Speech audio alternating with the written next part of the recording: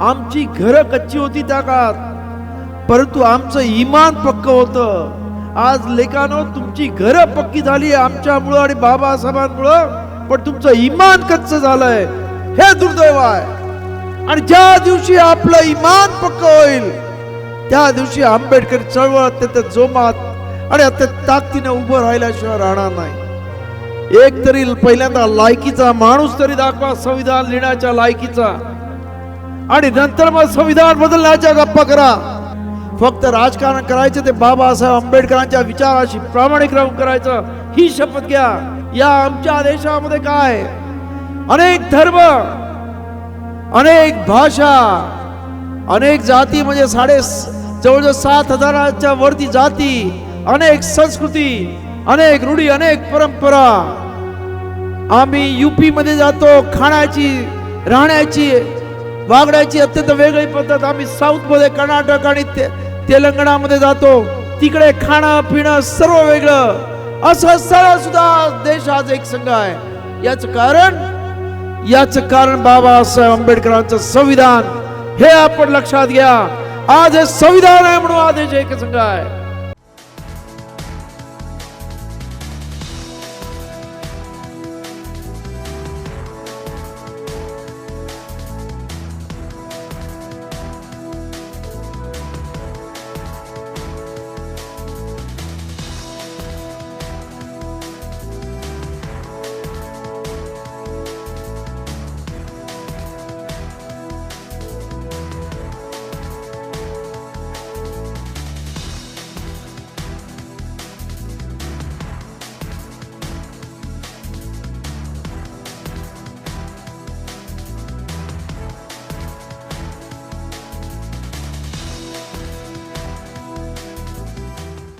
खरं म्हणजे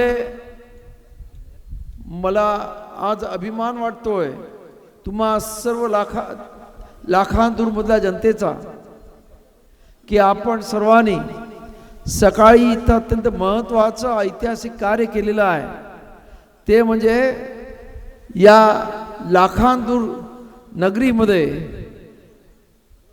उद्या, म्हणजे आज भूमिपूजन झालं, पुढे एक अत्यंत भव्य दिव्य असं बुद्ध विहाराची निर्मिती होणार आहे.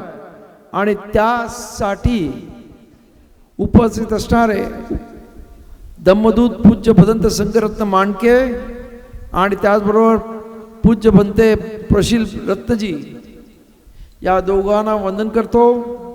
आणि आज या बुद्धिस्ट समाज संघर्ष समिती तालुका लाखांदूर यांच्या विद्यमाने सूर्यपुत्र भैयासाहेब आंबेडकर यांची जयंती तसेच भव्य धम्म संमेलन याचं उद्घाटन झालं, एवढं मी जाहीर करतो.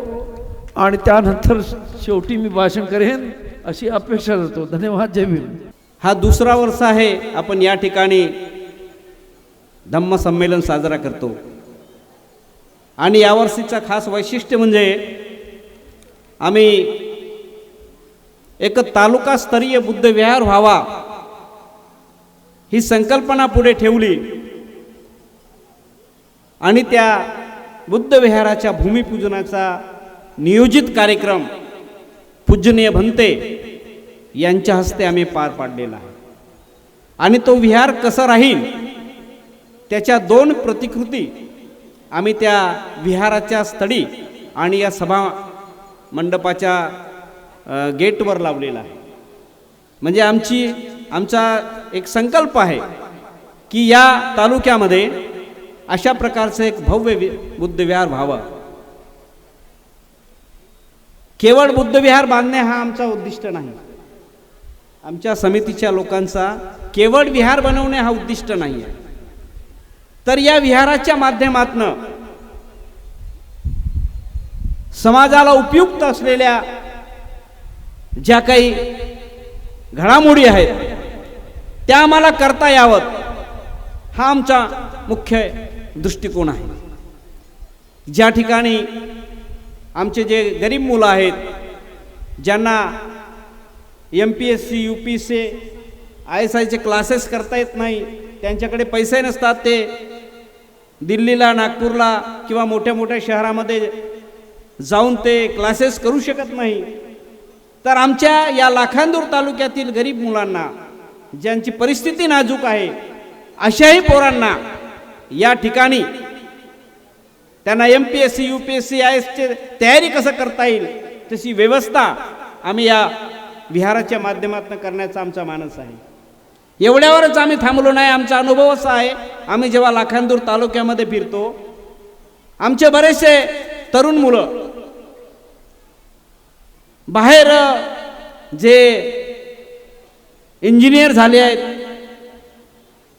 ॲग्रिकल्चर झालेले आहेत, म्हणजे शिक्षित आमचे जे तरुण आहेत, त्यांना रोजगार नसल्यामुळं त्यांना नागपूर, पुणे, मुंबई सारख्या ठिकाणी रोजगाराच्या शोधात जावं लागतं. आम्ही जेव्हा तालुक्याचा दौरा करतो तेव्हा आमच्या हे लक्षात येते. बी झालेले मुलं 8-9 हजार रुपयामध्ये पुणे सारख्या ठिकाणी काम करतात. ते चित्र आम्ही पाहतो आहे. म्हणजे आमच्या भागात, आमच्या समाजामध्ये, कारण आमचा समाज हा फार श्रीमंत नाही, त्यांना रोजीरोटी केल्याशिवाय त्यांचा उदरनिर्वाह होऊ शकत नाही. आणि म्हणून आमच्या तालुक्यातल्या आमच्या बांधवांना त्यांना रोजगार कसा उपलब्ध करून देता येईल, त्यांचं पोट भरेल असा रोजगार त्यांना कसा देता येईल, हा दृष्टिकोन आम्ही समोर ठेवून येणाऱ्या काळामध्ये आम्ही बुद्धिस्ट समाज बहुउद्योगीय संस्था या तालुक्यामध्ये स्थापन करण्याचा विचार केलेला आहे. आज आमच्या समाजाची जेवढी वाईट अवस्था आहे, आताच भंतेजी आपल्या प्रवचनामध्ये बोलून गेले की आमची अवस्था अशी आहे की आम्ही इकडे तिकडे तिकडे सगळे विखुरले आहोत. जर एकत्र आलो तर आमची ताकद या माईकपेक्षा एक मोठा आवाज निर्माण होऊ शकतो. हा अनुभव आम्ही घेतलाय, हे त्यांनी आपल्या मार्गदर्शनामध्ये सांगितलं आहे. आणि वस्तुस्थिती आहे की आज आम्ही सगळे लोक वेगवेगळ्या पक्षामध्ये विखुरले आहोत. आमचा अनुभव असा आहे, आम्ही सर्व पक्षामध्ये काम करतो. काही लोक आमच्या काँग्रेसमध्ये काम करतात, काही लोक राष्ट्रवादीमध्ये काम करतात, काही लोक BJP मध्येही काम करतात. वेगवेगळे आमचे जे गट आहेत त्या वेगवेगळ्या गटातही काम करतात. पण जेव्हा आमच्यावर अडचण येते, जेव्हा आमच्यावर एखादा अन्याय होते, त्यावेळी मात्र आमच्या मदतीला ते लोक कधी धावून आल्याचे आम्ही पाहिलो नाही. आमचा संघर्ष आम्हालाच करावा लागला. मग खैरलांजी असो की कुठलाही प्रकार असो, आम्ही सर्व एकत्रित येऊन आम्ही स्वतःला न्याय मिळवून घेण्यासाठी या देशामध्ये संघर्ष उभा केला. पण ज्याच्यासाठी आम्ही काम केलं ते लोक आमच्या मदतीला धावून आले नाही. म्हणून आम्ही या लाखांदूर तालुक्यामध्ये या 1 वर्षाच्या पूर्वी असा संकल्प केला की किती जरी गटतट असले तरी त्या गटातटात न राहता आपण सर्व समाजाचे लोक एकत्र येऊ. आणि एकत्र येऊन आम्ही जिल्ह्याचा, राज्याचा जाऊ द्या, पण किमान आमच्या तालुक्यावर, आमच्या समाजावर जर कोणी अन्याय केला असेल तर त्याचा मुकाबला करण्यासाठी आम्ही संघटितपणाने संघर्ष करू. हा एक व्यापक दृष्टिकोन ठेवून आम्ही आमच्या लाखांदूर तालुक्यामध्ये बुद्धिस्ट समाज संघर्ष समिती स्थापन केलेली आहे. आणि मला आनंद आहे एका गोष्टीचा की आम्ही गावागावामध्ये या समितीच्या शाखा बनवल्या आहेत. आणि या तालुक्यामध्ये बुद्धिस्ट समाज संघर्ष समिती एक मोठा व्यापक वृक्षाच्या रूपामध्ये त्याचं रूपांतर झालेलं आहे. काही लोक म्हणतात मोकळेपणानं बोललेला बरा आहे. चंद्रशेखर टेंभुर्णे हा येणाऱ्या निवडणुकीच्या काळामध्ये त्याचा फायदा व्हावा म्हणून अशा प्रकारची एक समिती तयार केलेली आहे, असं काही लोकांचा समज आहे. मी तुम्हाला अत्यंत प्रामाणिकपणाने या ठिकाणी सांगू इच्छितो, मी राजकारण खूप केला, 53 वर्ष झाले माझे. मी ठरवलं आता की राजकारणात काही खरं नाही. आम्ही ज्या पक्षामध्ये गेलो त्याने आमची कदर केली नाही, फक्त उपयोग केला, वापर करून घेतला, त्याचा समाजाला काही फायदा झाला नाही. म्हणून आम्ही मागच्या वर्षी ठरवून घेतला की आता कोणत्याही राजकीय पक्षात काम करायचं नाही, केवळ धम्माचे काम करायचा. समाजावर अन्याय अत्याचार झाला तर त्यांना त्यांच्या रक्षणासाठी पुढे यायचं. आणि म्हणून आम्ही ही समिती स्थापन केली आहे. प्रतिवर्ष यहाँ पर इस तरह का धम्म सम्मेलन आयोजित होता है और प्रतिवर्ष यहाँ पे हज़ारों की संख्या में आप लोग सम्मिलित होते हैं. और जब आपको हम देखते हैं इस तरह से तो बहुत खुशी होती है कि समाज कहीं ना कहीं एक जगह इकट्ठा आता है और धम्म के माध्यम से सही, क्योंकि जैसे सर ने बताया कि हमारा पॉलिटिक्स जो है, राजनीति जो है, वो काफ़ी पीछे रह गई है। आज हम राजनीति में काफ़ी पीछे रह गए हैं। कई सारे राजनीतिक दल जो होते हैं वो केवल हमारा इस्तेमाल करते हैं, लेकिन हमें सम्मान नहीं देते, न्याय नहीं देते। और हमारी भी जो पॉलिटिकल पार्टीज़ हैं उनके बारे में भी कई संभ्रम हैं। लेकिन ऐसे भी सिचुएशन में आप बड़ी संख्या में धम्म सम्मेलन के लिए इकट्ठा होते हैं, ये बहुत सुकून भरी बात है।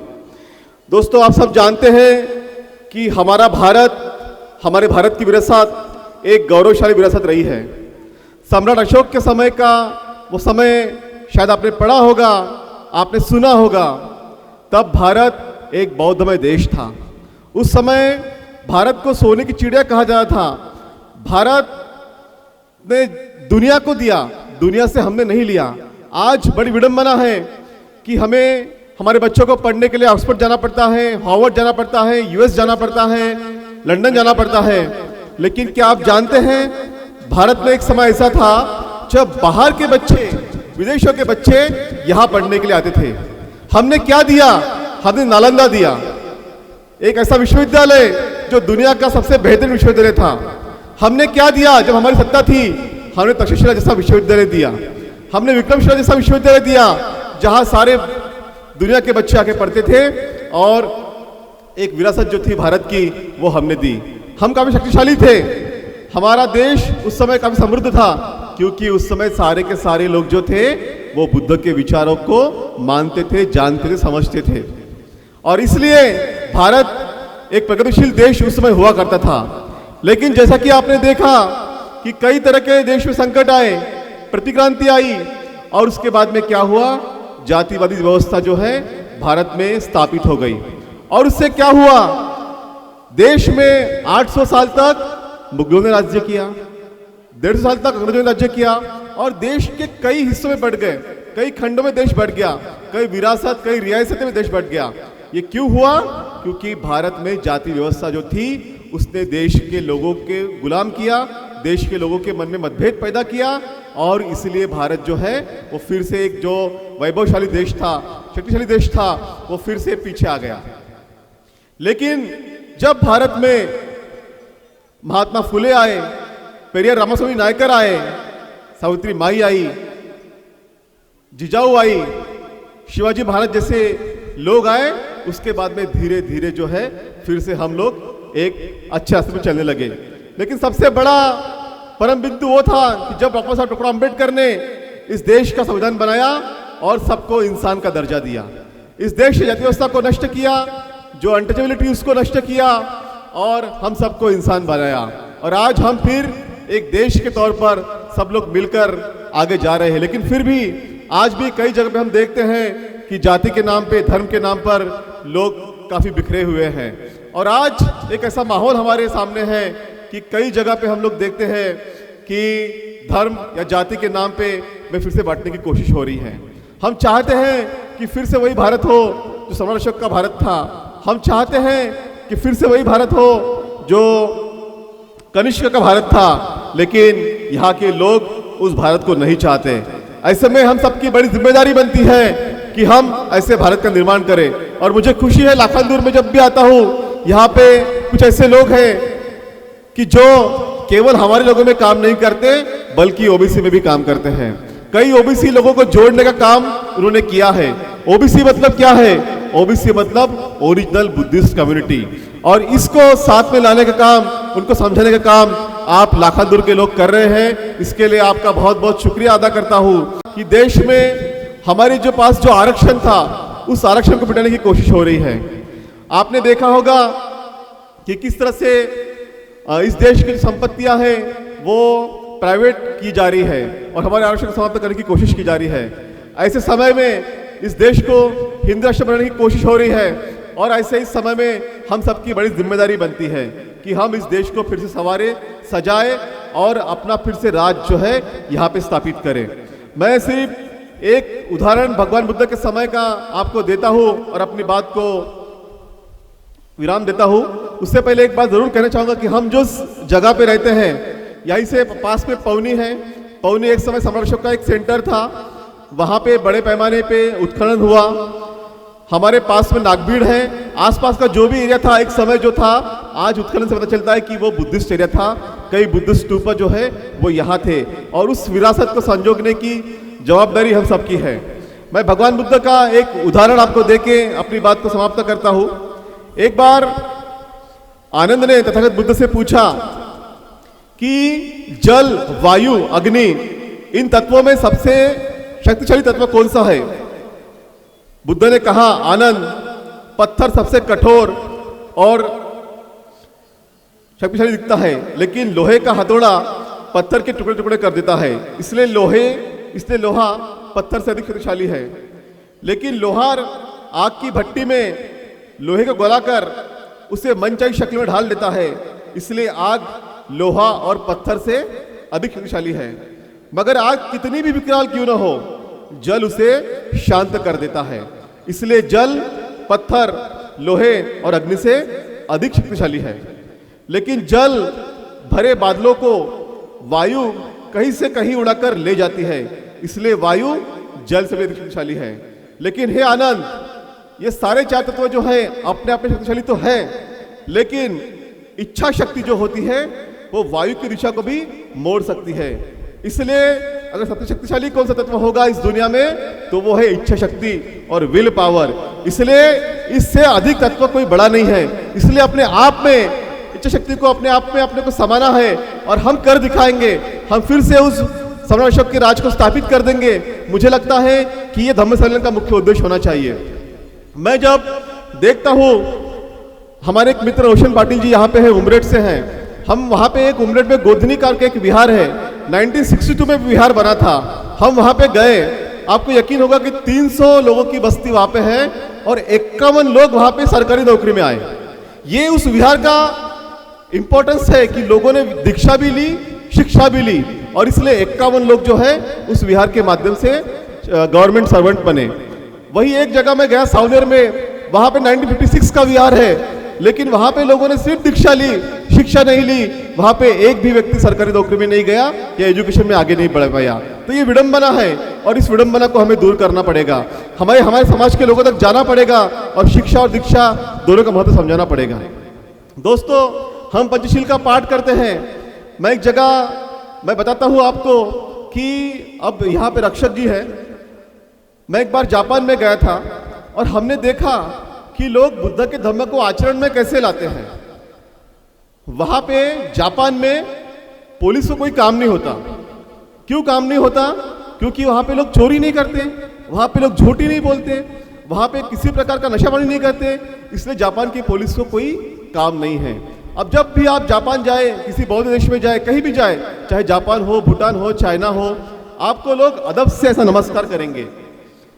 उनके मन में जो शालीनता है, जो विनम्रता है, उस विनम्रता को हमें भी अपने अंदर में स्थापित करना होगा। बुद्ध ने जो हमें बातें बताई है पंचशील की, उसे अपने आचरण में लाना होगा। अगर हम इन बातों को आचरण में लाएंगे, हमारे मन में वही शालीनता हो, वही सहजता हो, वही विनम्रता हो, तो मुझे लगता है कि हम एक अच्छे बौद्ध भी बन पाएंगे। तो आज के इस समय में मैं इतना ही कहना चाहूँगा कि अपने आप में इच्छा शक्ति को ज़रूर कायम रखें। चाहे जो युवा हो, चाहे बुजुर्ग हो, सभी इच्छा शक्ति को जरूर अपने मन में रखें और जो बुद्ध के विचार है उसको आचरण में लाए, तो जरूर हम सबका कल्याण हो सकता है, मंगल हो सकता है। इन्हीं शब्दों के साथ मैं अपनी बातों को विराम देता हूँ। धन्यवाद। जय भीम, जय भारत। आणि म्हणतात ना, दिशा दिखाने वाला अगर सही मिल जाए तो दीपक का प्रकाश भी सूर्य का काम करता है। आणि आमचे यशवंतराव आंबेडकर तर सूर्यासोबतच वाढलेले होते, त्याच्यामुळे त्यांचे सर्व गुण अभय्यासाहेब आंबेडकरांमध्ये आलेले आहेत आणि त्यांनी डॉक्टर बाबासाहेब आंबेडकरांचं जेव्हा महापरिनिर्वाण झाला, बाबासाहेब असं म्हणाले होते की मैं संपूर्ण भारत बौद्धमय करूंगा। जेव्हा 14 ऑक्टोबर 1956ला आपल्या नागपूरमध्ये त्यांनी धम्मदीक्षा घेतली आणि त्याच्यानंतर त्यांनी असा संकल्प केला होता कि मेरा जो बचा हुआ शेष जीवन है वो मैं बुद्ध के धम्म का प्रचार और प्रचार करने में समर्पित करूंगा और संपूर्ण बुद्धमय भारत करूंगा। आमच्या स्त्रिया इथे खूप मोठ्या प्रमाणात आहेत आणि एवढ्या सगळ्या स्त्रिया बघून मी फार पुलकित आनंदित झालेली आहे. आणि जे पुरुष महिलांच्या अस्तित्वावर प्रश्न उठवतात त्यांच्यासाठी मला हेच म्हणायचं आहे. म्हणजे मी इथल्या पुरुषांना नाही म्हणत आहे, जे बाहेर खूप डोमेस्टिक व्हायलन्स होतात ज्या महिलांवर, तर त्यांच्यासाठी म्हणते कि सवाल मत करिए स्त्रियों के अस्तित्व पर, सवाल मत करिए स्त्रियों के अस्तित्व पे. ये वो नदियां है जिनके बिना सागर भी अधूरा है, जिनकी कोख से हमारे महामानव ने जन्म लिया. आप सोचिए वो कितनी महान स्त्रियां हैं और आप सभी इतनी बड़ी संख्या में यहाँ आए. आपका बहुत बहुत आभार. आपको पता है बाबा साहब एक संविधान निर्माता के साथ साथ अर्थशास्त्री, राजनीतिज्ञ, शिक्षाविद, दार्शनिक, लेखक, पत्रकार, समाजशास्त्री, मानवविज्ञानी, इतिहासविद होने के साथ साथ एक पिता भी थे. और यशवंतराव जी, आपको पता है बचपन में उनको न्यूमॅनिटिक आणि पायाचा पोलिओ ह्या आजाराने ते ग्रस्त होते. त्यांचा रमाबाई आणि बाबासाहेबांनी खूप प्रयत्न करून, गावठी इलाज करून त्यांना बरे केले. असं म्हणतात ना कि जिंदगी के जंग में हालत चाहे जैसे भी हो, लेकिन धड़कन में नशा जीत का होना चाहिए. अशा अवस्थेमध्ये पण शारीरिक अपंगत्व वर मात करून यशवंतराव आंबेडकर मॅट्रिक शिकले होते, पण त्यांची इंग्रजी अतिशय उत्तम होती. ते शांत स्वभावाचे होते, प्रखर नव्हते. आणि प्रबुद्ध प्रिंटिंग प्रेस नंतर बाबासाहेबांनंतर त्यांनी जो कारवा समोर न्यायचं ठरवलं, त्याच्यामध्ये थॉट ऑन पाकिस्तान हा इंग्रजी ग्रंथ सुद्धा यशवंतराव आंबेडकरांच्याच प्रयत्नांनी त्यांनी स्वतः प्रकाशित केला. आणि 75वा वाढदिवस हा भव्य प्रमाणात करायचे यशवंतराव आंबेडकरजींनी ठरवलं. त्यांना ट्रिब्यूट म्हणून मोठ्या भव्य प्रमाणात अमृत महोत्सव साजरा करण्याचा त्यांनी डिसाईड केलं. आणि नंतर महू ते बॉम्बे इथपर्यंत एक भीमज्योत काढण्यात आली. आणि त्या भीमज्योतीचं उद्घाटन त्यावेळचे मजूर मंत्री जगजीवन राम यांनी केलं. आणि महू ते बॉम्बे पर्यंत जी भीमज्योत काढण्यात आली आणि आमच्या बुद्ध अनुयायांच्या श्रमाने जे धम्मज्ञान देण्यात आले, ते आज जे तुम्हाला दिसतं ना चैत्यभूमी, ते चैत्यभूमी हे यशवंतराव आंबेडकरजींनी काढलेलं आहे. त्यांच्या कार्याला आपण नेहमीच नमन आणि वंदन केलं पाहिजे. खूप लोकांना माहीत नाही चैत्यभूमीविषयी. तर ह्या धम्मदानातून त्यांनी चैत्यभूमी सारखी वास्तू, ऐतिहासिक वास्तू निर्माण केलेली आहे.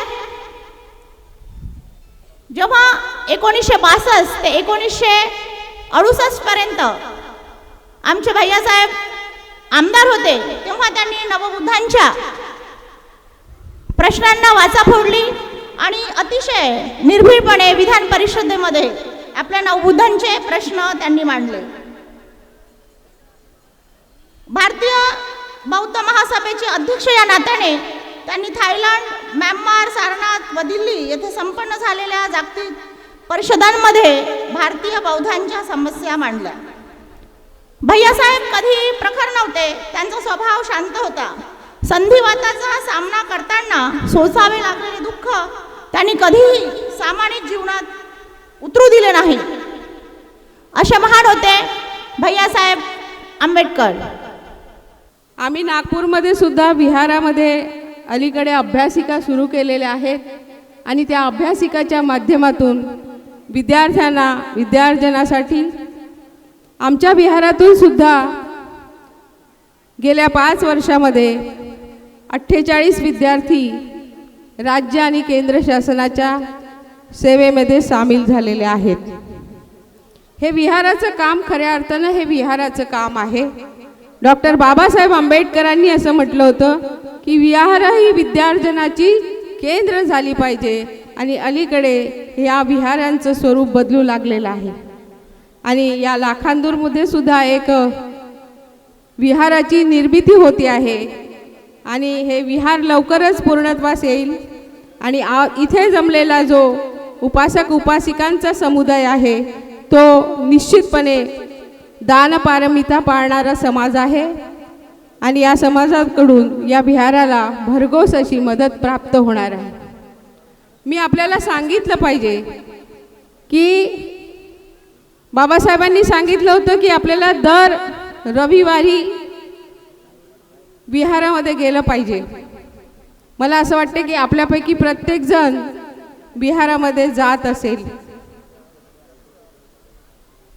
इथे जमलेल्या बहुतांश उपासकांनी उपासिका, त्यातही उपासिकांची जबाबदारी खूप मोठी असते आणि प्रत्येक वेळेस प्रत्येकच कार्यक्रमामध्ये उपासिकांची संख्या ही मोठ्या संख्येने असते. म्हणून मी आपल्याला सांगितलं पाहिजे.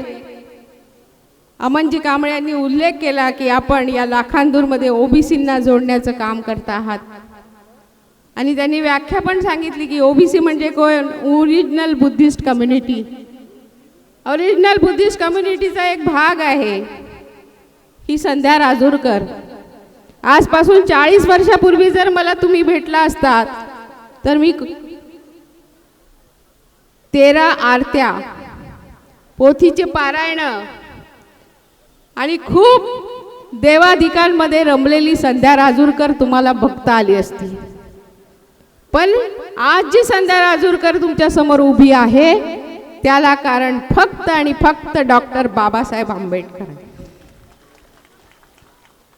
बाबासाहेब आंबेडकरांनी जर माझ्या जीवनाला स्पर्श केला नसता तर कदाचित ही संध्या राजूरकर आज या लाखांदूरमध्ये येऊन तुमच्या समोर बोलली नसती. हे परिवर्तन 40 वर्षापूर्वी डॉक्टर बाबासाहेब आंबेडकरांना वाचल्यानंतर झालेला आहे. आणि म्हणून मी ज्या समाजामधून आपल्या समोर आलेली आहे, आज मला बोलताना लोक त्या समाजाचा उल्लेख पण करत नाही, मला बुद्धिस्ट समजतात. आणि 40 वर्षापूर्वी जो बुद्ध धम्म स्वीकारला तो स्वीकारल्यानंतर माझ्याकडे बघितल्यानंतर मी बुद्धिस्ट आहे असं वाटतं की नाही? वाटतं का? वाटतं का? थँक्यू. मी बुद्धिस्ट आहे याच्यासाठी की मी खऱ्या अर्थाने बाबासाहेब आंबेडकरांची लेक आहे. मी आंबेडकरी आहे याचा अर्थ मी खऱ्या अर्थाने डॉक्टर बाबासाहेब आंबेडकरांची लेक आहे. मला पाहिल्यानंतर, माझ्याशी बोलल्यानंतर, माझ्या वागण्याकडे, माझ्या बोलण्याकडे बघितल्यानंतर तुम्हाला असं दिसेल की मी खरी भीमकन्या आहे. आपल्यापैकी प्रत्येकाला भीमकन्या, भीमपुत्र व्हायचं आहे आणि याच्यासाठी या धम्म संमेलनाचं आयोजन केलेलं आहे असं मला वाटते. आम्हाला कोणत्या पक्षात जायची गरज नाही, आम्हाला कोणत्या धम्मात जायची. आमचा धम्मच इतका मजबूत आहे की आम्हाला कोणाकडे लाचारी पत्करण्याची गरज नाही. पण आम्हाला तो आमच्या आचरणात आणताना इम्प्लिमेंटेशनमध्ये आम्ही कुठेतरी कमी पडतो आणि म्हणून आम्हाला मागण्याची वेळ येते.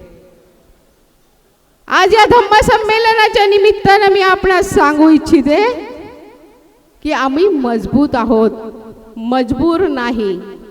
आम्ही कोण आहोत? मजबूत आहोत, मजबूर नाही. आणि म्हणून आमच्या मजबुरीचा फायदा घेणाऱ्यांना आम्हाला धडा शिकवण्याची वेळ आलेली आहे. आणि त्याच्यासाठी 2024 हे लक्ष, कारण आता आमच्या हातून आरक्षण गेलेलं आहे. आमच्या लेकरा बाळांना आता नोकऱ्या मिळणे नाही. आमच्या हातून शिक्षण हिसकावून घेतले जात आहे. आता आम्हाला शिक्षणाची सुद्धा संधी मिळू नये असं षडयंत्र रचल्या जात आहे. आणि या धम्म संमेलनाच्या माध्यमातून मी आपणास सांगेन की जे बुद्धाचं तत्वज्ञान आहे, जे डॉक्टर बाबासाहेब आंबेडकरांचं तत्वज्ञान आहे, ते तत्वज्ञान अंमलात आणण्याची ही वेळ आलेली आहे. आणि खऱ्या अर्थाने आपण या गोष्टीची जर आज अंमलबजावणी केली नाही तर उद्याचा दिवस वाईट असेल, उद्याचा दिवस वाईट असेल आणि उद्याचा दिवस आमचा नसेल. एवढं सगळं ताट बाबासाहेब आंबेडकरांनी पंचपक्वानांनी भरलेलं संविधानाच्या रूपाने आमच्या समोर आणून ठेवलेलं आहे. आणि तेच जर आम्हाला नीट खाता येत नसेल, जेवता येत नसेल, पाहता येत नसेल, तर त्या संविधानाचं जे काही चालू आहे ते थांबणार कसं, यावर विचार आणि चिंतन आणि मंथन होण्याची गरज आहे. मेरे कंधों पे बहुत जिम्मेदारी है, मुझे लगातार मेहनत करनी पड़ती है. फिर भी मैं कोशिश करता हूँ जहाँ समय जब मुझे जहाँ जरूरत हो मैं दे सकूँ. मैं आपके बीच जरूर आऊँगा, लेकिन मेरा प्रयास है कि ज्यादा लोगों को जगा के बाबा साहब अम्बेडकर की विचारधारा को लोगों तक पहुंचाया जा सके, जिससे कि इस देश के अम्बेडकरवादी, इस देश के संविधान को बचाने के लिए, इस देश के जो इंस्टीट्यूशन बने हैं उनको बचाने के लिए, इस देश के लोकतंत्र को बचाने के लिए जागरूक होकर संघर्ष का रास्ता अपनाएं. और डॉक्टर बाबा साहब अम्बेडकर का जो 3 उन्होंने हमें सूत्र दिए आगे बढ़ने के, शिक्षित बनो, संगठित रहो, संघर्ष करो, उन पे चल के हम अपने देश को बोधमय भारत बनाएं, सम्राट अशोक के सपनों का भारत बनाएं, महापुरुषों के सपनों का भारत बनाएं. इस अवसर पे मैं अपने महापुरुषों को राष्ट्रपिता ज्योतिबा फूले, साहू जी महाराज, डॉक्टर बाबा साहब अम्बेडकर, माननीय काशीराम साहब को भी नमन करता हूँ. आप सबके लिए मंगल कामनाएं. बहुत जल्द आपके बीच आऊंगा. इस बार के लिए कष्ट है कि मैं आपके बीच नहीं पहुंच पा रहा. मन था, लेकिन साधनों के अभाव में आपके बीच ना पहुंच पाने का कष्ट. जय भीम, नमो बुद्धाय. 2019ला या तालुक्यामध्ये डॉक्टर बाबासाहेब आंबेडकरांच्या नंतर बाबासाहेबांच्या प्रेरणेनं या चळवळीमध्ये ज्या दलित लोकांनी, ज्या आंबेडकरवादी लोकांनी कार्य केलेलं आहे, त्यांच्या कार्याचा आढावा घेऊन एक स्मरणिका प्रकाशित केलेली आहे. आणि ही स्मरणिका तयार करत असताना मला ज्या लोकांच्याकडून काही नोंदी मिळाल्या, त्या नोंदी अशा आहेत की सन 1957 साली भैयासाहेब आंबेडकरांच्या हस्ते इटखेडा इसापूर तालुका अर्जुनी मोरगाव इथे धम्मदीक्षेचा एक मोठा सोहळा घेण्यात आलेला होता. तसेच 1959 साली भागडी येथे धम्मदीक्षेचा सोहळा घेण्यात आला. आणि या दोन्ही सोहळ्याला भैयासाहेब आंबेडकर या ठिकाणी उपस्थित झालेले आहेत. म्हणजे भंडारा जिल्ह्यामध्ये 1957 आणि 1959 साली भैयासाहेब स्वतः येऊन त्यांनी या ठिकाणी धम्मदीक्षेचा सोहळा त्यांच्या उपस्थितीमध्ये पार पडला. मी माननीय उद्घाटक आणि अध्यक्ष या मान्यवरांच्या लक्षात ह्या गोष्टी याव्यात एवढ्यासाठी उभा झालेलो आहे. यानंतर मी आमंत्रित करतो आहे आजच्या कार्यक्रमाचे उद्घाटक आदरणीय आनंदराजे आंबेडकर साहेब यांनी या ठिकाणी यावं आणि या मंचाला संबोधित करावं. जगामध्ये जे काही चाललेलं आहे, आपण पाहतो की जग 3ऱ्या महायुद्धाच्या उंबरठ्यावर आलेलं आहे. एकीकडे युक्रेन रशियाचं वॉर चालू आहे, दुसरीकडे इस्रायल आणि पॅलेस्टाईनचं वॉर चालू आहे. त्याच्यामध्ये अख्खं जग 2 भागामध्ये डिवाइड झालेलं आहे. आणि तिसरीकडे चायना कधी तैवानवर घाव घालू शकतो अशी परिस्थिती निर्माण झालेली आहे. आणि चौथं, आमचा पंतप्रधान कधी पाकिस्तानचं पाक ऑक्युपाईड काश्मीर घेण्याच्या तयारीत आहे. अशा पद्धतीची जगामध्ये अत्यंत अशांत अशी परिस्थिती असताना आता आपल्याला जगाला सांगायचं आहे, युद्ध नको, बुद्ध हवा. कारण युद्धाने कुठचाही प्रश्न सुटत नाही. हे 2000 वर्षापूर्वी सम्राट अशोकाला कळलं. अख्ख्या जगावरती राज्य करण्याचं त्याचं स्वप्न त्याने थांबवलं आणि मग अफगाणिस्तान पासून म्यानमार पर्यंत असणारं त्याचं राज्य त्याने तथागताला त्यानंतर शरण गेला, तथागताचा बौद्ध धर्म घेतला आणि आपण पाहतो की या तथागताच्या बौद्ध धर्माला शरण गेल्यानंतर या देशामध्ये 84 लेण्या आणि विहार बनवून त्याने स्वतः अजरामर झाला. खरं म्हणजे आज मी तुम्हाला हे सांगण्याचा उद्देशच एवढा आहे की तुम्ही या इथं बुद्धिस्ट समाज संघर्ष समिती आणि त्याचबरोबर या इथं उपस्थित असणारे या लाखांदूरचे सर्व तथागताचे अनुयायी, बाबासाहेबांचे अनुयायी इथं एक संकल्प केलेला आहे आणि खास करून या कार्यक्रमाचे संयोजक चंद्रशेखरजी टेंभुर्णे सकाळीच त्यांनी अत्यंत सुंदर अशा जागेवरती बुद्ध विहाराचं भूमिपूजन केलेलं आहे. आज आपण पाहतो की या देशामध्ये हजारो राजे होऊन गेलेत, एकाचंही नाव आज आठवत नाही, परंतु 2000 वर्षापूर्वीच्या सम्राट अशोकाचं नाव आठवतो. याचं कारण असं आहे की त्याने तथागत भगवान गौतम बुद्धाचा बौद्ध धर्म घेतला, 84,000 लेण्या विहार निर्माण केली, अनेक शिलालेख निर्माण केले आणि ते शाश्वत होते. आणि त्यामुळंच आज सुद्धा सम्राट अशोकाचं नाव अत्यंत प्रेमानं या देशामध्ये घेतलं जातं, जगामध्ये घेतलं जातं. उद्या तुम्ही सर्वांनी या लाखांदूरमध्ये असेल किंवा महाराष्ट्रात असेल किंवा अख्ख्या भारतात असेल ही बुद्ध विहार निर्माण करताय. हा खरा म्हणजे एक इतिहास आहे. मला माहिती आहे की आमच्या समाजाचं एक दुर्दैव आहे की त्यांना राजकारणामध्ये फार फार आवड आहे, परंतु राजकारण हे क्षणभंगूर आहे. तुम्हाला 2-4 आधीचे जर मुख्यमंत्री आणि पंतप्रधान विचारले तर तुम्हाला आठवणार नाही, परंतु 100-200 वर्षानंतर या देशाचा इतिहास जेव्हा लिहिला जाईल तेव्हा या देशामध्ये बौद्ध धर्माचं धम्मचक्र परिवर्तनाचं कार्य कोणी केलं आणि या देशामधला जो इतिहास प्रत्येक गावागावामध्ये जेव्हा बौद्ध विहार सापडतील तेव्हा बाबासाहेब आंबेडकर आणि त्यांच्या या भीमसैनिकांची नावं प्रामुख्याने या इतिहासामध्ये अमर झाल्याशिवाय राहणार नाही, ते आपण लक्षात घ्या. आणि त्यामुळं तुम्ही हे ऐतिहासिक कार्य करत आहात त्याबद्दल आपल्या सर्वांना मी धन्यवाद देतो. आज सूर्यपुत्र भैयासाहेब आंबेडकर यांची जयंती आहे. खरं म्हणजे आज आपण या देशामध्ये जे काय बौद्ध धर्मी आहोत, बाबासाहेब आंबेडकरांनी 14 ऑक्टोबर 1956 रोजी आपल्याला बौद्ध धर्माची दीक्षा दिली आणि आपलं दुर्दैव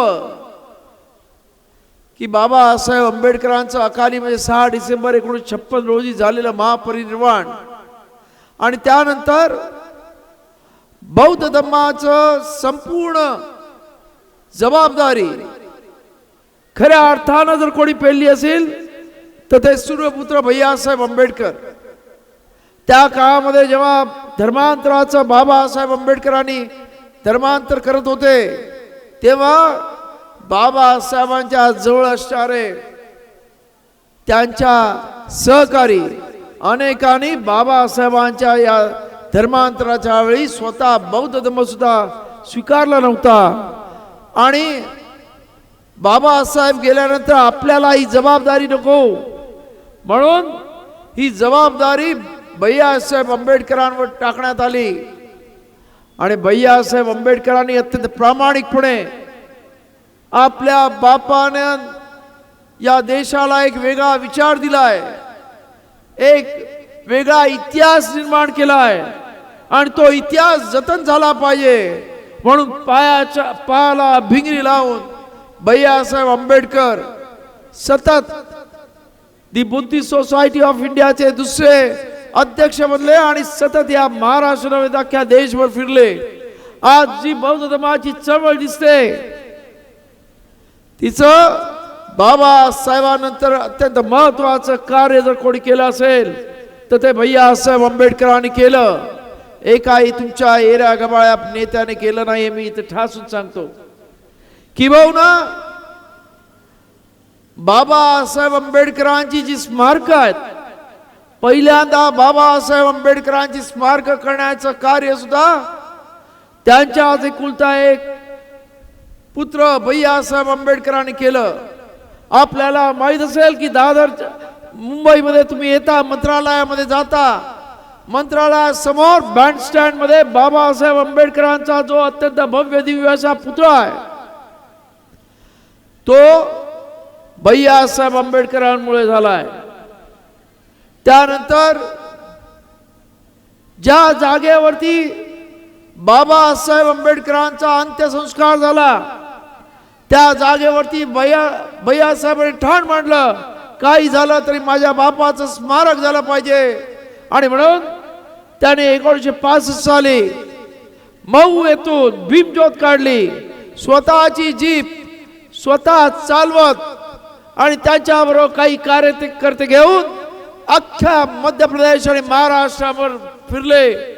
आणि लोकांनी त्या काळामध्ये, मला आठवतंय, एक एक पैसा 2-2 पैसे त्या काळात होते. आमच्या लोकांची परिस्थिती अत्यंत गंभीर होती. ते पैसे त्या भैयासाहेबांना दिले आणि त्या पैशातून आज चैत्यभूमी उभारलेली आहे. आणि आज या 6 डिसेंबरला मुंबईच्या पोलिसांचा रिपोर्ट आहे की 50 लाखाच्या वरती लोक या 6 डिसेंबरला डॉक्टर बाबासाहेब आंबेडकरांच्या महापरिनिर्वाण दिनी या चैत्यभूमीला बाबासाहेबांच्या त्या अस्थींच्या दर्शनासाठी आणि बाबासाहेबांना वंदन करण्यासाठी आली होती. हे आलं असताना मला एक सांगावं असं वाटतंय, त्याच्यामध्ये असेच तुमच्यासारखेच एक आंबेडकर भक्त आले होते. अत्यंत वयस्कर माणूस होता, नाशिकवरून चढला होता आणि तो चैत्यभूमीला येत होता. आणि आपल्याकडे आता सध्या नवीन पिढी आलेली आहे.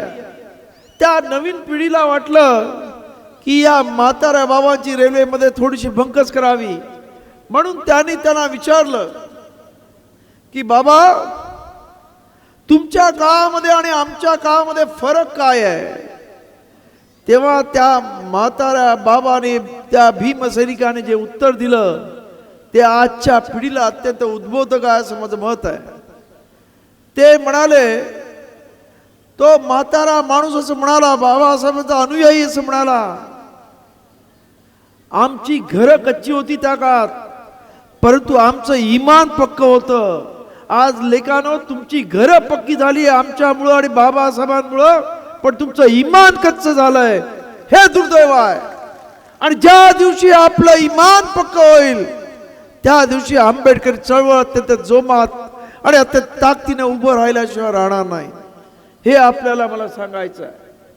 त्यामुळं आताच या सभेचे आयोजक चंद्रशेखर टेंभुर्णे असं म्हणाले की आंबेडकर समाजाला एक अत्यंत मोठं आव्हान आहे की हा समाज एक संघ राहत नाही. आणि राजकारणामध्ये तर तो इतक्या पार्ट्या बदलत असतो की त्याचा काही म्हणजे धरबंध नाही. मुंबईत असे काही कार्यकर्ते मी पाहिलेत की सकाळी त्या बीजेपीच्या कार्यालयात असतात, इलेक्शनच्या पिरियडमध्ये तिकडे आलेली बिर्याणी खातात, संध्याकाळी काँग्रेसच्या कार्यालयात असतात, तिथे बिर्याणी खातात, दुसऱ्या दिवशी परत आरपीआयच्या कुठच्या गटाबरोबर असतात. ही जी काही आपली बैठक आहे, वैचारिक बैठक, ती कुठंतरी अत्यंत तोकडी आहे असं मला वाटतं. आज तुम्ही जाऊन विचारा ना, एखाद्या RSSच्या कार्यकर्त्याला जाऊन विचारा, बाबा तू त्या बीजेपी सोडून कोणाला तरी मत करशील का? त्याला तुम्ही 5,000 नाही 5 लाख रुपये दिले तरी तो मतदान करत नाही. आणि आमचा माणूस 500 आणि 1000 रुपयावरती आपलं मत विकतो. अरे ज्या बाबासाहेब आंबेडकरांनी तुम्हाला खरं म्हणजे मतदानाचा हक्क मिळवताना बाबासाहेबांना त्या संविधान सभेमध्ये किती त्रास झालाय याचा तुम्हाला काही पत्ता नाही. जरा जे संविधानामधलं डिबेट आहे त्याच्यावरती बाबासाहेबांच्या जी काही पुस्तकं निघाली त्याच्यामधल्या एका पुस्तकामध्ये संविधानाचं डिबेट आहे आणि ते पुस्तक पब्लिश झालेले महाराष्ट्र सरकारतर्फे ते घेऊन वाचा. त्या काळामध्ये बाबासाहेबांनी या देशामधल्या त्यावेळी म्हणजे पूर्वीच्या काळामध्ये 21 वर्ष झालेल्या स्त्री पुरुषाला राजकीय समानता म्हणजे प्रत्येकाला मताचा एक अधिकार दिला. त्यावेळेस त्या संविधान सभेमध्ये असणारे काँग्रेसचे काही नेते बाबासाहेब तुम्ही या लोकांना का मताचा अधिकार देता असं विचारत होते आणि ते बाबासाहेबांना हसत होते. बाबासाहेबांना जेव्हा ते हसले तेव्हा बाबासाहेब पण जोर जोरात मोठ्याने हसले. तेव्हा त्यांना प्रश्न पडला की बाबासाहेब आपल्याला का हसतात आणि म्हणून त्यांनी प्रश्न केला, प्रतिप्रश्न बाबासाहेब केला, तुम्ही आम्हाला का हसताय? बाबासाहेब तुम्ही या देशामधल्या या दलित कष्टकरी अनाडी जनतेला तुम्ही मतदानाचा अधिकार देताय. आम्ही त्यांचं मतदान पैशाच्या जोरावर विकत कधी घेऊ शकतो आणि त्यामुळे याला मताचा अधिकार देऊन उपयोग काय असा त्यांनी बाबासाहेबांना प्रश्न घेतला. तेव्हा बाबासाहेब म्हणाले मी त्यांना हे शस्त्र दिलेलं आहे, अत्यंत अनमोल असं शस्त्र दिलेलं आहे. त्याची किंमत जेव्हा त्यांना कळेल तेव्हा तुमच्यासारखे भिकारी कोण नसतील त्याच्या पायाला हात लावून भीक मागून मतदान मागाल. पण दुर्दैवानं आज सुद्धा तो दिवस आला नाही, अजून तुम्हीच त्यांचे पाय पकडता, हे दुर्दैव आहे. ज्या दिवशी खऱ्या अर्थानं बाबासाहेबांनी पाहिलेलं स्वप्न की या देशातल्या गोरगरीब जनतेच्या हाताला पायाला हात लावून या इकडचे लोक मतदान मागतील, तो खऱ्या अर्थानं या देशातला लोकशाहीचा सुदी नसेल असं मी समजतो. आज या देशामध्ये काही लोक संविधान बदलण्याच्या गोष्टी करत आहेत आणि मला भीती आहे की 2024 मध्ये जर तुम्ही मंडळींनी मूर्खपणा केला तर बाबासाहेबांनी केलेली ही जी मेहनत आहे, जे उपसलेले कष्ट आहेत त्याच्यावर पाणी फेरल्याशिवाय राहणार नाही. कारण बाबासाहेबांना हे संविधान लिहिण्यासाठी त्या काळात सुद्धा कोणी हौसेनं बोलवलं नाही. किंबहुना बाबासाहेब आंबेडकर ज्या ईस्ट बेंगाल मधून निवडून आले, बाबासाहेबांनी संविधान सभेमध्ये येऊ नये म्हणून तो मतदारसंघाचा भाग पाकिस्तानला देण्यात आला, जेणेकरून बाबा त्यावेळेचे सरदार वल्लभभाई पटेल असं म्हणाले की आम्ही बाबासाहेबांना संविधान मध्ये येण्यासाठी दरवाजेच नव्हे तर खिडक्या सुद्धा बंद केलेल्या आहेत. मग तुम्ही म्हणाल की बाबासाहेब आंबेडकर संविधान सभेमध्ये कसे आले?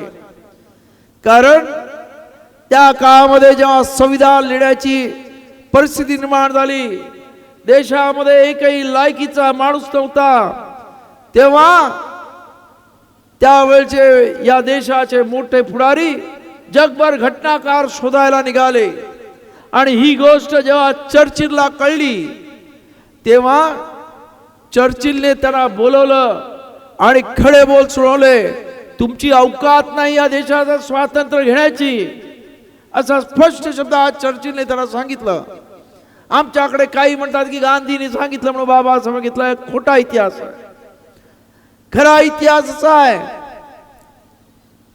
की बाबासाहेब आंबेडकर हे त्यावेळच्या व्हाईसरॉयच्या मिनिस्ट्रीमध्ये होते. अनेक 1942 साली ते व्हाईसरॉयची मिनिस्ट्री होती, त्याच्यामध्ये श्रम आणि पाटबंधारे मजूर मंत्री असं सर्व अनेक खाती बाबासाहेबांकडे होती आणि त्यामुळे त्या काळामध्ये चर्चिलचा आणि बाबासाहेबांचा संबंध आला होता आणि चर्चिलला माहीत होतं बाबासाहेबांच्या विद्वत्तेने चर्चिल सुद्धा दीपला होता. आणि जेव्हा चर्चिलला कळलं की या देशातले लोक अख्ख्या जगामध्ये जाऊन घटनाकाराचा शोध घेतात. तेव्हा त्या चर्चिलने त्यांना खडे बोल सुरवले.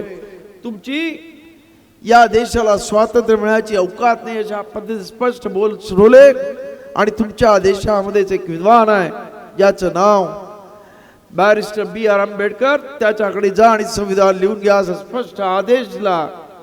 आणि मग त्या काळच्या काँग्रेसने बाबासाहेब आंबेडकरांना संविधानासाठी संविधान सभेवर घेतलं आणि ड्राफ्टिंग कमिटीचं चेअरमन केलं. आणि त्यानंतर बाबासाहेब आंबेडकरांना सुद्धा आपला हा झालेला अपमान घेऊन 2 वर्ष 11 महिने 18 दिवस अत्यंत मेहनत करून अत्यंत अफलातून अशी जगातली सर्वात मोठी 395 कलम असणारी हे संविधान लिहिलं. आज ज्यांचं स्वातंत्र्य आला कसलंही योगदान नाही ती मंडळी आज या देशाचं संविधान बदलण्याच्या गोष्टी करतात. मला आश्चर्य वाटतं, एक तरी पहिल्यांदा लायकीचा माणूस तरी दाखवा संविधान लिहिण्याच्या लायकीचा, आणि नंतर मग संविधान बदलण्याच्या गप्पा करा. या इथं म्हणे आम्हाला हिंदू राष्ट्र बनवायचं आहे, आमचा कुठच्याही धर्माला विरोध नाही, कारण बाबासाहेब आंबेडकरांचा हिंदू धर्मीयांनी जातीच्या नावाखाली एवढा छळ केला, पण तरी बाबासाहेब आंबेडकरांनी कधी त्याच्यावरती कधी द्वेष केला नाही. किंवा या देशाबद्दल सतत प्रेम व्यक्त करणारी जर खऱ्या अर्थानं देशप्रेमी कोण असेल तर बाबासाहेब आंबेडकर. त्याने असं म्हणाले, आय एम इंडियन फर्स्ट आणि इंडियन लास्टली, मी प्रथम भारतीय आणि शेवटपर्यंत भारतीय आहे. अशा पद्धतीचे बाबासाहेब आंबेडकर आहेत आणि त्यांचे आम्ही अनुयायी आहोत. जयंतीच्या कार्यक्रमाला आपल्या लोकांनी जयंतीचा कार्यक्रम ठेवला होता आणि गावात गेलो, मला एका कुणबी समाजाच्या माणसाने नाश्ता करायला बोलवलं आणि त्याने त्याच्या प्रथम दर्शनी ओट्यावरतीच बाबासाहेबांचा मोठा पुतळा लावला होता. मला नाश्ता दिला, अत्यंत चांगल्या पद्धतीने माझं स्वागत केलं आणि मला म्हणाला, मी बाबासाहेब वाचला, मला तो पटला म्हणून मी बाबासाहेबांचा आज फोटो घरात लावला, परंतु आज माझ्या समाजातल्या कुणबी समाजातल्या लोकांनी माझ्या बहिष्कार टाकला. ही ती 15 वर्षाची परिस्थिती होती. आज काय आहे, आज कुणबी सेनेच्या प्रत्येक कार्यक्रमामध्ये बाबासाहेबांचा फोटो दिसतो. एवढं परिवर्तन होत चाललेलं आहे आणि हेच परिवर्तन आपल्याला घडवायचं आहे, अजून जोमानं घडवायचं आहे.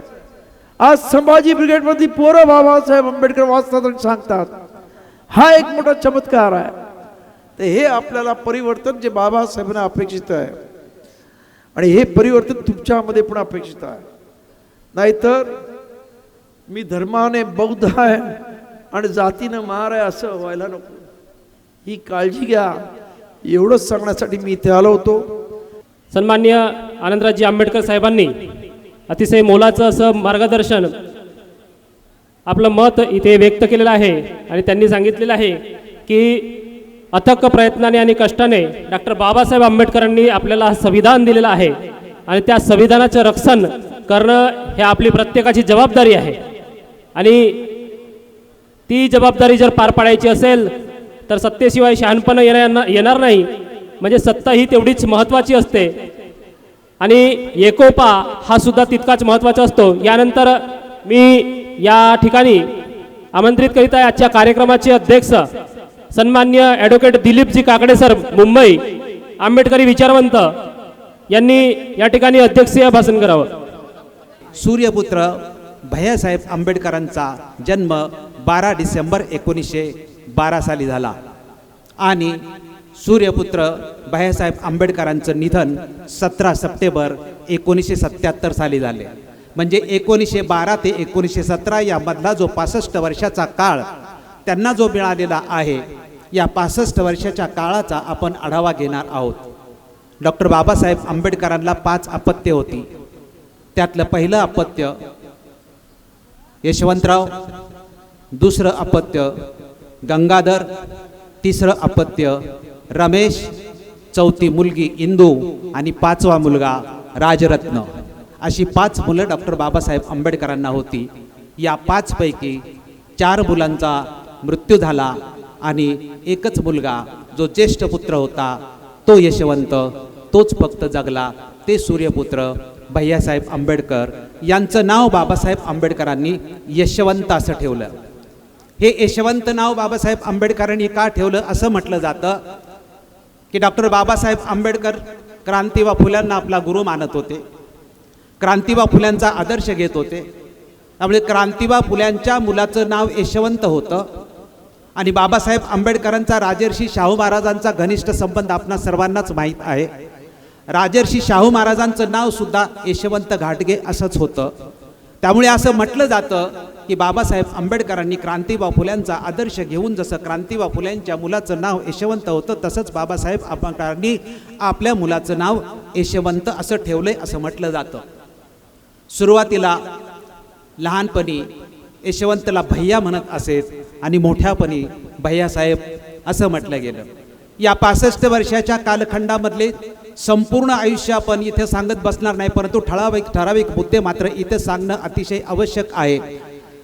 त्यामध्ये पहिला जो मुद्दा मी सांगणार आहे की भैयासाहेब आंबेडकरांच्या ज्या 65 वर्षाच्या जीवनामध्ये 1942 साली वयाच्या 26व्या वर्षी भैयासाहेब आंबेडकरांनी खऱ्या अर्थाने डॉक्टर बाबासाहेब आंबेडकरांच्या कार्याचा वारसा किंवा अधिकृतपणे कार्य करायला सुरुवात केलेलं आपल्याला दिसतं. कारण 1942 साली डॉक्टर बाबासाहेब आंबेडकर ब्रिटिशांच्या व्हाईसराय कौन्सिलमध्ये मजूर मंत्री असतात आणि मजूर मंत्री झाल्यानंतर 1942च्या नंतरचा डॉक्टर बाबासाहेब आंबेडकरांचा मुक्काम हा 1942 सालापासून 1956 सालापर्यंतचा दिल्लीमध्ये असतो.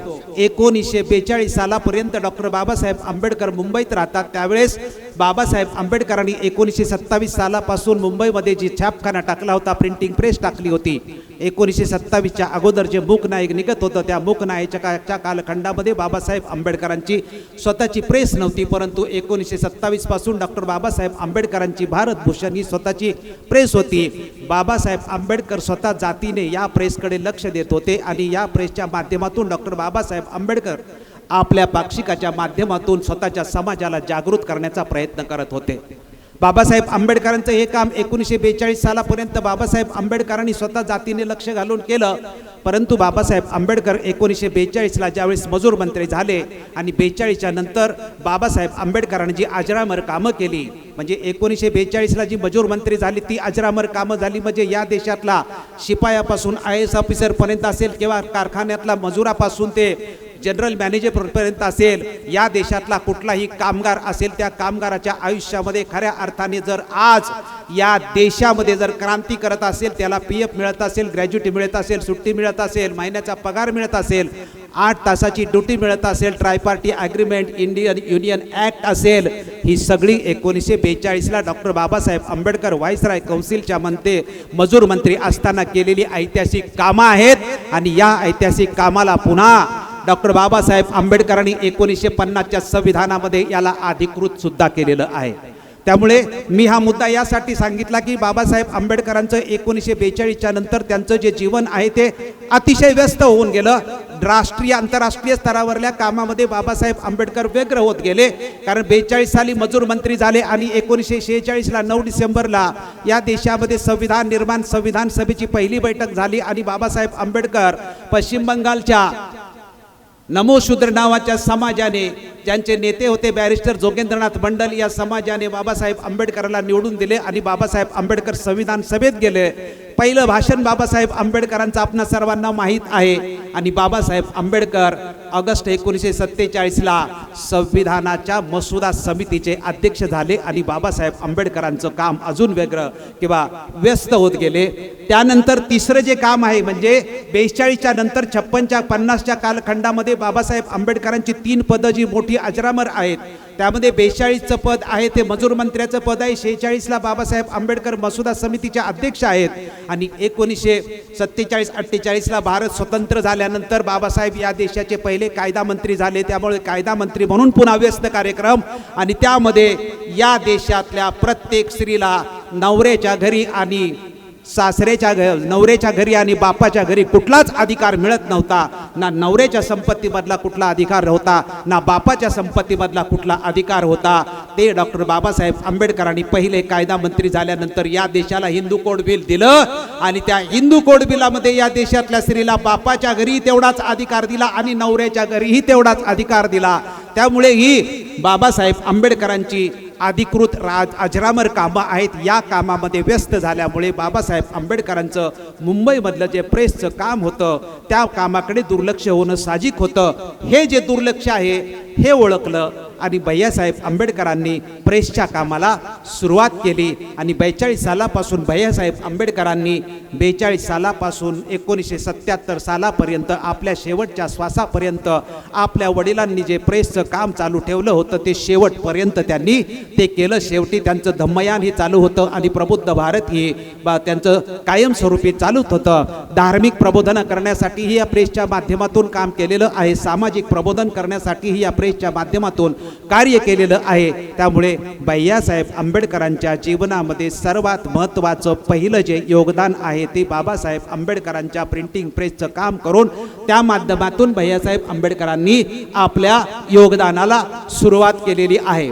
त्यानंतर जर आपण बघितलं की बाबासाहेब आंबेडकरांचं जे दुसरं काम आहे म्हणजे बाबासाहेब आंबेडकरांच्या महापरिनिर्वाणानंतर खऱ्या अर्थाने भैयासाहेब आंबेडकरांचा रोल सुरू होतो आणि तो एवढा रोल सुरू होतो की त्यामधलं अतिशय अधोरेखित करणारी गोष्ट आहे ती म्हणजे जी चैत्यभूमी आहे. ज्या चैत्यभूमीवरती दरवर्षी लाखोनी आकडा वाढत आहे.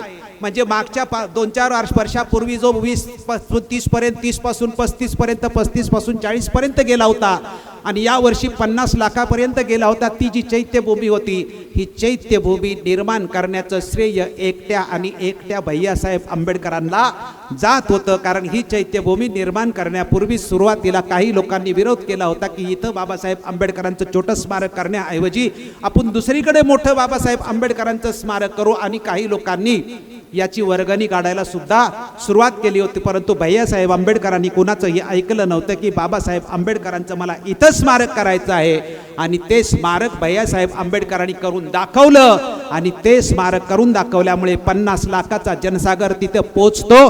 त्या चैत्यभूमीच्या निर्मितीमुळे पुढे भविष्यामध्ये किती मोठी घटना घडली की चैत्यभूमीच्या बाजूची इंदू मिल सुद्धा मागण्यासाठी आपल्याला अधिकृतपणे तो मुद्दा मिळाला. आता त्या चैत्यभूमीला जोडून ज्या वेळेस इंदू मिल चालू होईल, इंदू मिलच्या जागी जी बाबासाहेब आंबेडकरांचं स्मारक होईल त्यावेळेस खऱ्या अर्थाने आपल्याला भैयासाहेब आंबेडकरांचा दूरदृष्टीपणा हे सुद्धा आपल्या लक्षामध्ये येईल. ही चैत्यभूमी निर्माण करण्यासाठी भैयासाहेब आंबेडकरांच्याकडे पैसे नव्हते, पैसे कमी पडत होते. बाबासाहेब आंबेडकरांचा 75वा अमृत महोत्सव या देशामध्ये मोठ्या प्रमाणामध्ये साजरा होणार होता किंवा होत होता. याच कालखंडामध्ये 1966 साली भैयासाहेब आंबेडकरांनी विचार केला आणि जाहीर केलं की बाबासाहेब आंबेडकरांची ज्योत महूवरून मुंबईला न्यायची.